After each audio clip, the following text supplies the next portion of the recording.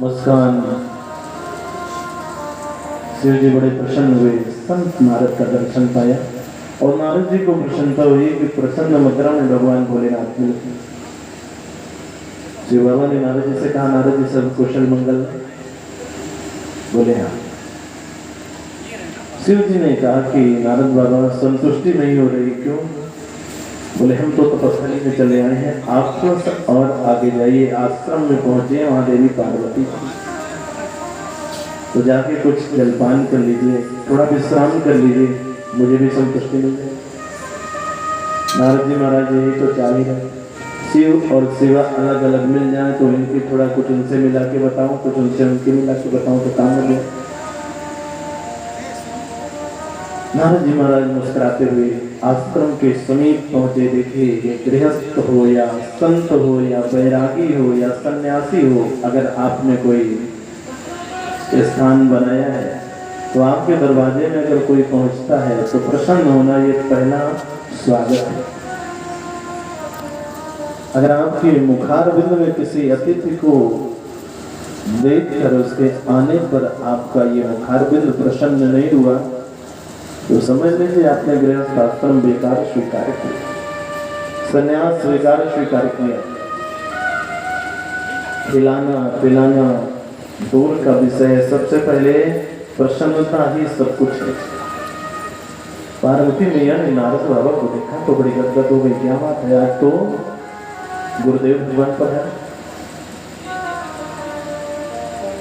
आदर पूर्वक बैठाया, तुरंत ही जल ले आई, जलपान कराया। पार्वती मैया ने नारद बाबा से पूछा कि बाबा और तो सब आनंद है, लेकिन बाबा आपसे एक शिकायत है। नारद जी ने कहा, बताइए क्या शिकायत है? बोले शिकायत ये है कि आपका तो दर्शन ही दुर्लभ हो जाता है, कम से कम साल में एक आध बार तो कृपा हो जानी चाहिए। नारद जी महाराज ने कहा, देवी क्या बताऊं, जब से दुनिया में स्वार्थ का प्रेम आ गया ना, तुझसे कहीं आने जाने का मन ही नहीं करता। पार्वती मैया ने कहा कि बाबा आप क्या कह रहे हैं, और वो भी कैलाश में? दुनिया की बात की कैलाश में कहां से जन्म ले लिया बाबा? और तो आपको बताएं, हमारे पतिदेव में इतना प्रेम है कि कुछ बातें गोपनीयम प्रतमता, कुछ बातें ऐसी गोपनीय होती हैं कि जो पति को पत्नी को नहीं बतानी चाहिए, लेकिन हमारे पतिदेव थे वो भी शाम को पहुंच करके आके बताते हैं, देवी आज जैसे ही साधना में ध्यान लगा, सबसे पहले भगवान नारायण का वो अद्भुत स्वरूप सामने आया, मन आनंद से भर गया। और आप कहते हैं स्वार्थ कब थे? नारद जी ने कहा, देवी ईश्वर करे आपका ये प्रेम न दिनों दिन बढ़ता है, लेकिन किंतु परंतु लेकिन ये प्रश्नवाचक चिन्ह है, ये जहाँ पे आए और वहां पे रुक जाया जाए तो ये आगे संकेत करते हैं कि कुछ और आगे बोला जाए। नारद जी महाराज लेकिन कह के रुके। एक मिनट तक तो पार्वती मैया देखते रह गए कि शायद नारद बाबा कुछ बोलेंगे। 1 मिनट से अधिक समय हो गया, नारद जी महाराज कुछ बोले नहीं, तो पार्वती मैया ने कह के, स्वामी बाबा जी ये बताइए कि लेकिन कह के आप रुक क्यों? नारद जी ने कहा, एक छोटी सी बात थी इसलिए, लेकिन उससे कोई मतलब नहीं। पार्वती मैया ने कहा कि नहीं स्वामी, जब तक आप मुझे बताएंगे नहीं मुझे संतुष्टि नहीं मिलेगी, क्योंकि प्रश्नवाचक चिन्ह है, आप कुछ कहना चाह रहे थे, रुके तो रुके क्यों? नारद जी महाराज कहते हैं कि जब भगवान भोलेनाथ आपको बड़ी सी बड़ी बातें बताई है ना, तो बहुत छोटी सी बात मन में आ गई थी। पार्वती मैया कहती हैं कि अगर आप उसे चल देंगे तो मुझे बहुत संतुष्टि मिलेगी। उसी बाबा ने कहा कि देवी भगवान भोलेनाथ जो अपने गले में मुंडों की माला डाल के रखे, उसमें किसके मुंड है? बस यही कल्पना हुई। पार्वती जी नारद जी के वाणी से जब इन सबको को सुना ना, तो वहीं पे अपनी वाणी को विश्राम दे दिया या विश्राम हो गई, क्योंकि इस प्रश्न का उत्तर स्वयं पार्वती मैया को भी पता नहीं। सिर को नीचे की ओर कर लिया अपने आप को थोड़ा लज्जित महसूस करती हैं कि जिन नारद बाबा के सामने अपने पतिदेव की इतनी बड़ाई की, उन्होंने मुझसे कपट किया। ये नहीं बताया कि उन्होंने जो अपने गले में मुंडों की माला डाली है किसके मुंडे। अभी तक तो चिंतन चल रहा था, लेकिन नारद जी की ये बातों से पार्वती मैया चिंता में डूब गई।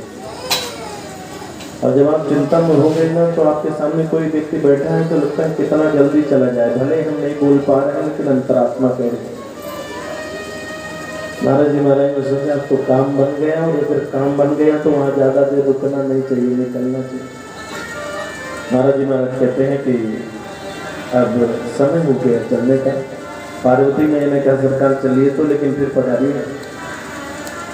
मुस्कुराते हुए नारद जी महाराज चल दिए, लेकिन मार्ग वहीं से है जहाँ भगवान भोलेनाथ तपस्या करने के लिए बैठे।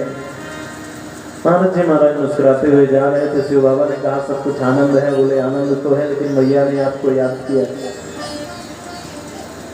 शिव बाबा थोड़ी देर तो विचार किए, अभी तो मध्याह्न का समय है, हर दिन तो शाम को जाते हैं, आज ऐसी क्या आवश्यकता आ गई कि पार्वती जी ने मुझे याद किया। लेकिन तब तक नारद बाबा क्यों ध्यान गया, ये नारद है ना।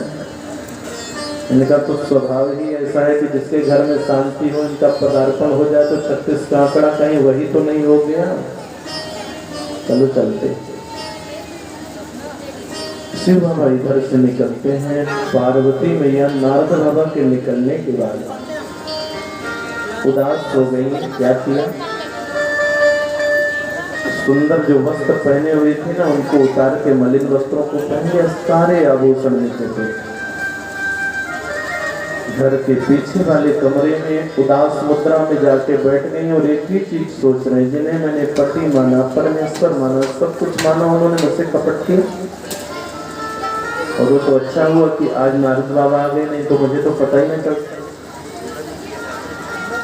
शिव बाबा पहुंचते हैं आश्रम के सामने। आश्चर्य देखा कि जब हम शाम को लौटते हैं तो देवी पार्वती जी के हाथ में कलश, कलश में दीपक स्वागत के लिए खड़ी होती हैं। आज कलश की तो बात जाती थी, देवी का खुद ही पता है। आश्रम में प्रवेश किया तो देखा ये तो महंगे आभूषण पार्वती जी के। और अंदर प्रवेश किया तो सुबह जो वस्त्र पहने हुई है वो भी पड़ी। अंदर और प्रवेश किया तो उदास मुद्रा में देवी पार्वती जी को भी। देवी क्या, शिव बाबा के पहली बार इन शब्दों को सुन करके पार्वती ने मौन की मौन रह गई। शिव बाबा ने दूसरी बार फिर कहा, देवी आप ही से पूछ रहा हूँ क्या हो गया। पार्वती मैया ने कहा, रहने दीजिए नाथ, आज मुझे नारद जी के द्वारा आने पर पता चला कि आप अंदर से भी काले। शिव बाबा को आश्चर्य हुआ और शिव बाबा ने कहा कि देवी अंदर का काला कौन होता है आपको पता है। हाँ पता है, अंदर का काला वो होता है जो कपट करता है। शिव बाबा कहते हमने आपसे क्या कपट, जो बातें न बतानी चाहिए उन बातों को भी बता दे।